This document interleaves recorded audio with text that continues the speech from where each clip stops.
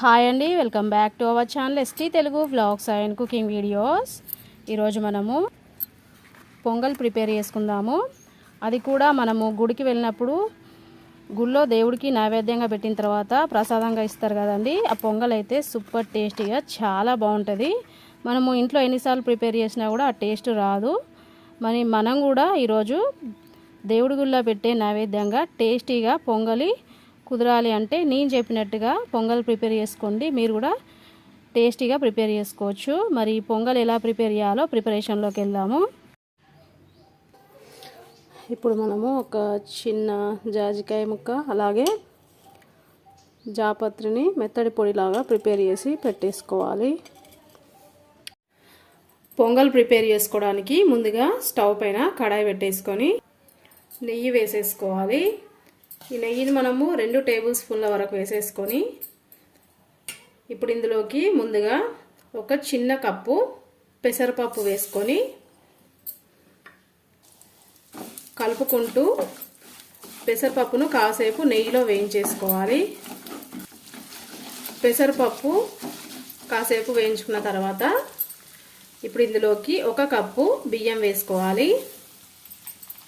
ఇప్పుడు బియ్యాన్ని కూడా నెయ్యిలో వేయించేసుకోవాలి. ఇప్పుడు మనం వేసుకున్న పెసరపప్పు బియ్యము మంచిగా వేగిపోయిన తర్వాత ఇప్పుడు ఇందులోకి కాచి చల్లార్చుకున్న పాలు వేసుకోవాలి.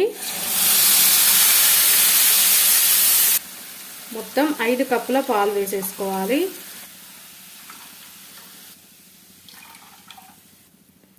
మనం ఈ పొంగల్కి పాలు వేసుకుంటే టేస్ట్ చాలా బాగుంటుందండి.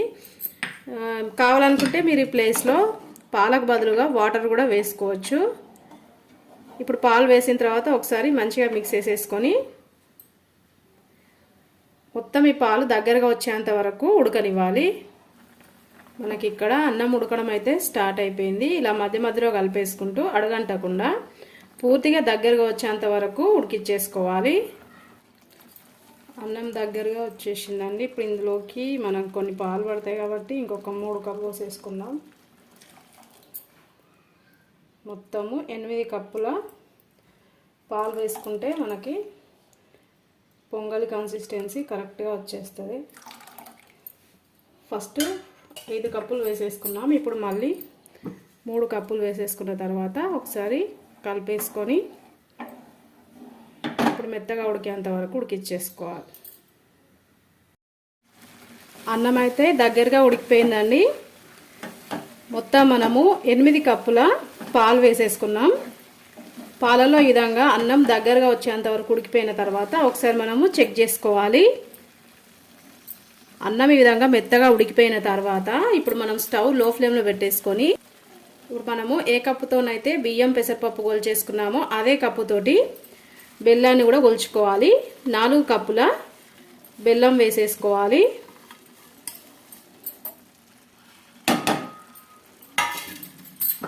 ఇప్పుడు ఈ బెల్లం కూడా అన్నంలో కలిసేటట్టు మంచిగా మిక్స్ చేసేసుకొని బెల్లం ఉండలు ఎక్కడా లేకుండా పూర్తిగా కరిగిపోయి అన్నం దగ్గరగా వచ్చేంత వరకు స్టవ్ మీడియం ఫ్లేమ్లో పెట్టేసుకొని కలుపుకుంటూ ఉడికిచ్చేసుకోవాలి.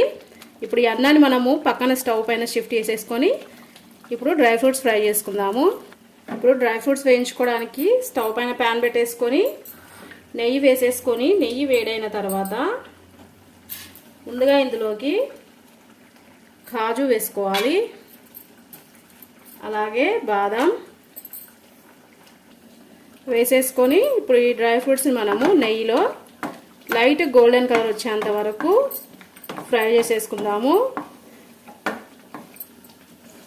డ్రై ఫ్రూట్స్ లైట్ గోల్డెన్ కలర్కి వచ్చేసిన తర్వాత ఇప్పుడు ఇందులోకి మనము కిస్మిస్ వేసేసుకొని ఒకసారి కలిపేసుకుంటే మనకు ఆ నెయ్యి వేడికి కిస్మిస్ మంచిగా ఫ్రై అయిపోతాయి. ఇప్పుడు డ్రై ఫ్రూట్స్ మనము పక్కన పెట్టేసుకుందాము. పొంగల్ అయితే దగ్గరగా వచ్చేసిందండి. చూడండి ఈ విధంగా వచ్చేసిన తర్వాత ఇప్పుడు ఇందులోకి మనం వేయించుకున్న డ్రై ఫ్రూట్స్ ఉన్నాయి కదా, ఈ డ్రై ఫ్రూట్స్ని నెయ్యితో సహా పొంగల్లోకి వేసేసుకోవాలి. మనకి పొంగల్లోకి నెయ్యి ఎక్కువగా ఉంటేనే టేస్ట్ చాలా బాగుంటుందండి. ఇప్పుడు ఈ నెయ్యి వేసుకున్న తర్వాత ఒకసారి కలుపుకుంటూ కాసేపు ఉడికిచ్చేసుకోవాలి. ఇప్పుడు ఇందులోకి మనము ఇందాక దంచి పెట్టుకున్నాం కదండి జాజికాయ జాపత్రి పొడి. ఈ పొడి వేసుకుంటే మనకు పొంగలి టేస్ట్ చాలా బాగుంటుంది. మనకి గుళ్ళో ప్రసాదం పెడతారు కదా ఆ టేస్ట్ వచ్చేస్తుంది. అందుకని చెప్పేసి స్కిప్ చేయకుండా వేసుకోండి. ఇలా వేసుకున్న తర్వాత ఇప్పుడు ఇందులోకి యాలకుల పొడి కూడా వేసేసుకోవాలి. వేసుకున్నాక ఒకసారి మంచిగా మిక్స్ చేసేసుకోవాలి. ఒకసారి మంచిగా మిక్స్ చేసేసుకున్న తర్వాత స్టవ్ ఆఫ్ చేసుకోవాలి. అంతేనండి, ఇక్కడ మనకి సూపర్ టేస్టీగా ఉండే పొంగల్ అయితే రెడీ అయిపోయింది. ఫైనల్గా మనకి పొంగల్ అయితే రెడీ అయిపోయిందండి. చూసారు కదా, నేను చెప్పిన మెజర్మెంట్స్ తోటి మీరు కూడా పొంగల్ ఇంట్లో ప్రిపేర్ చేసుకోండి. అచ్చం దేవుడి గుళ్ళో పెట్టే నైవేద్యంగానే మనం కూడా ఇంట్లో ప్రిపేర్ చేసుకొని టేస్టీగా తినేయొచ్చండి. ఒక్కసారి మీరు ఈ విధంగా ప్రిపేర్ చేసి ఇంట్లో వాళ్ళందరికీ పెట్టేశారంటే మళ్ళీ మళ్ళీ ప్రిపేర్ చేయమంటారు, అంత టేస్టీగా ఉంటుంది.